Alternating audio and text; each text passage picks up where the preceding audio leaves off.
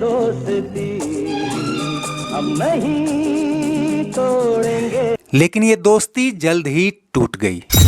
Reel और real life में इतना ही अंतर है दोस्तों कि पर्दे पर आखिरी दम तक साथ जीने मरने का दम भरने वाली दोस्तियां कब शीशे की मानिंद चटक जाएं, किसी को पता नहीं चलता। आम पब्लिक भी परेशान थी कि जिस जय वीरू को बार बार देखकर भी उसकी आंखें नहीं थकती, वो पर्दे पर दोबारा साथ क्यों नहीं आ रहे। एक रास्ता दो राही। लेकिन अब इन दो राही के रास्ते भी अलग अलग हो गए थे और ये बात सिर्फ फिल्म इंडस्ट्री के उन चंद लोगों को पता थी जो इनके साथ काम कर रहे थे। उस दौर में जब कंप्यूटर और वीएफएक्स तकनीक नहीं थी, बड़ी ही कुशलता से फिल्माए और एडिट किए गए इस गाने को देखकर कोई कह नहीं सकता कि कुछ एक शॉट को छोड़कर ज्यादातर गाना अमिताभ और धर्मेंद्र को साथ लाए बगैर यानी अलग अलग शूट किया गया था। फिल्म के डायरेक्टर विजय आनंद की जीवनी एक था गोल्डी में लिखा है कि इस गीत की शूटिंग के लिए अमिताभ और धर्मेंद्र का साथ सेट पर होना जरूरी था, परंतु अमिताभ और धर्मेंद्र की एक साथ तारीखें मिलना मुश्किल। धर्मेंद्र सेट पर हाजिर होते तो अमिताभ नहीं आ पाते और अमिताभ हाजिर होते तो धर्मेंद्र गायब। गोल्डी की जगह कोई और निर्देशक होता तो शूटिंग कैंसिल कर देता, लेकिन एक दिन की बात हो तो कर भी दें। वो लंबे अरसे से यही झेल रहे थे। वर्षों तक उन्होंने किया यही कि जब अमिताभ होते तो उनके शॉट फिल्मा लिए जाते और जब धर्मेंद्र होते तो उनके। सिर्फ एक दिन जब दोनों साथ आए तो एक दो क्लोजअप शॉट लिए गए, वरना पूरा गाना एडिटिंग टेबल पर ही लंबी कसरत से तैयार हुआ।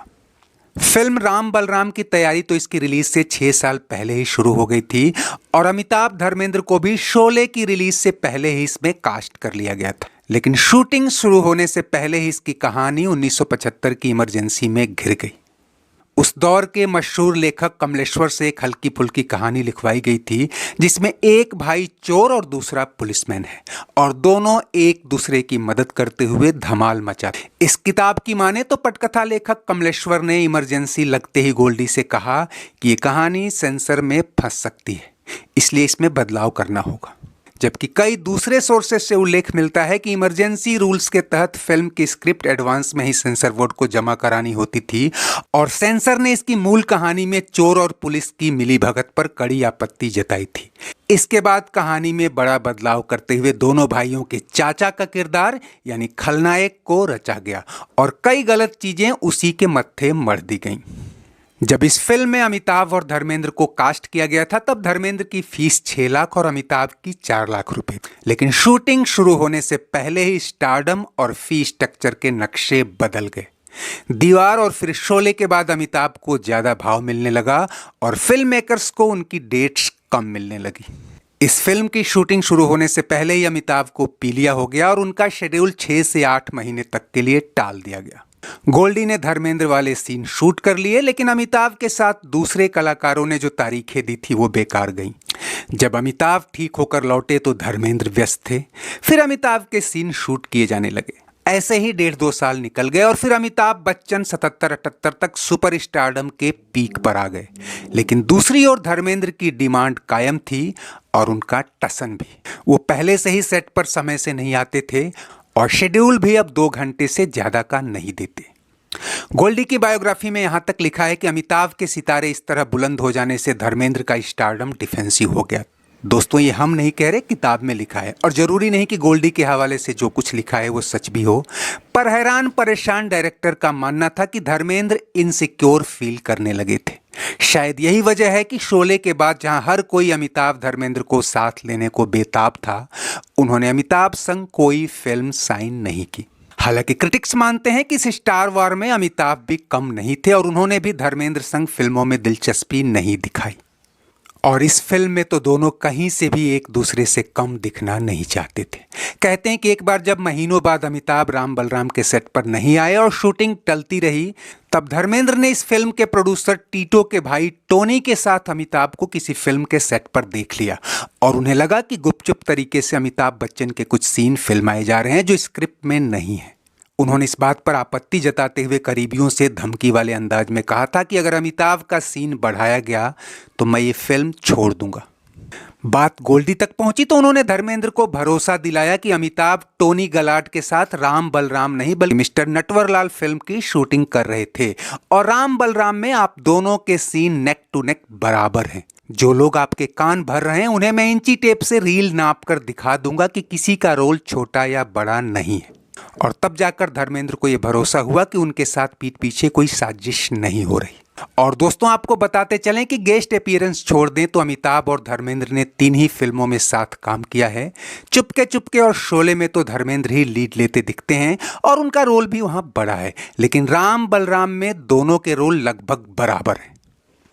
लेकिन फिल्मी फितरत है कि स्टारडम का बैलेंस बिठाने के चक्कर में कई बार कहानियां ढह जाती हैं और क्रिटिक्स की माने तो इस कहानी की आत्मा तो पहले ही बड़े बदलाव में ही मर गई थी।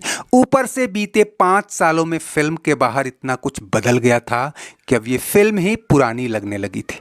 कई सीन में दोनों का लुक बदला बदला सा दिखा और इससे मिलती जुलती कई कहानियां और कई सीन आ जा चुके थे। इस बीच डायरेक्टर गोल्डी का मन भी फिल्मों से उचटने लगा, लेकिन जो चीज इस फिल्म पर सबसे ज्यादा भारी पड़ी वो थी उम्मीदों का बोझ। शोले के बाद पहली बार अमिताभ धर्मेंद्र को साथ ला रही फिल्म से लोगों की उम्मीदें कुछ ज्यादा ही थी। खुद प्रोड्यूसर डायरेक्टर को लगने लगा था कि ऐसा मौका फिर हाथ ना आएगा, उन्हें शोले नहीं तो उस जैसा ही कुछ धमाल मचाना चाहिए। और फिर शुरू हुआ फिल्म में बड़े बड़े एक्शन और स्टंट का तड़का लगाने का सिलसिला। इसके लिए बजट भी बढ़ाया गया और कहानी भी। और प्रमोशनल हल्के में कई लोग इसे दूसरी शोले कहकर प्रचारित करने लगे थे। हालांकि दूसरी शोले बनाने में तो खुद सिप्पी फिल्म्स वाले लगे थे, हालांकि उसे धर्मेंद्र का साथ नहीं मिल पाया था। ऐसे में शोले के बाद अमिताभ धर्मेंद्र को साथ लेकर नवंबर 1980 में पर्दे पर आई राम बलराम का जबरदस्त क्रेज था। अमिताभ धर्मेंद्र साथ आ रहे थे तो पब्लिसिटी की जरूरत भी नहीं थी। ज्यादातर टेरिटरीज में इसके एडवांस टिकट हाथों हाथ बिके थे। फिल्म बुरी नहीं थी, लेकिन इस पर 5-6 साल की देरी हावी थी। कहानी में बदलाव और शूटिंग से ज्यादा एडिटिंग पर निर्भरता ने फिल्म की आत्मा को झकझोर दिया था। फिर भी ये फिल्म बॉक्स ऑफिस पर हिट रही और साल 1980 की सबसे कमाऊ फिल्मों की फहरिस्त में तीसरे पायदान पर रही। और दोस्तों उस दौर में धर्मेंद्र अमिताभ को मिलाकर कोई धर्मिताभ कल्ट बनता था तो उसकी फैन फॉलोइंग इतनी बड़ी थी कि ये फिल्म आज भी देखी जाती है। प्यार की नजर मिल गई और बंदूकों से कहीं ज्यादा ताकत इन स्टार्स में है। एक चोर एक सिपाही फिल्म से जुड़े कई और रोचक किस्से हैं जो फिर कभी। चलते चलते वीडियो लाइक और शेयर तो कीजिए ही, अगर चैनल सब्सक्राइब नहीं किया है तो वो भी करते चलिए। कमेंट बॉक्स में आपकी हर राय का स्वागत है। शुक्रिया, नमस्ते, आभार। सीआईडी? हाँ भैया, इसीलिए मैं तुम्हें बार बार कानून को अपने हाथों में लेने से रोकता रहा।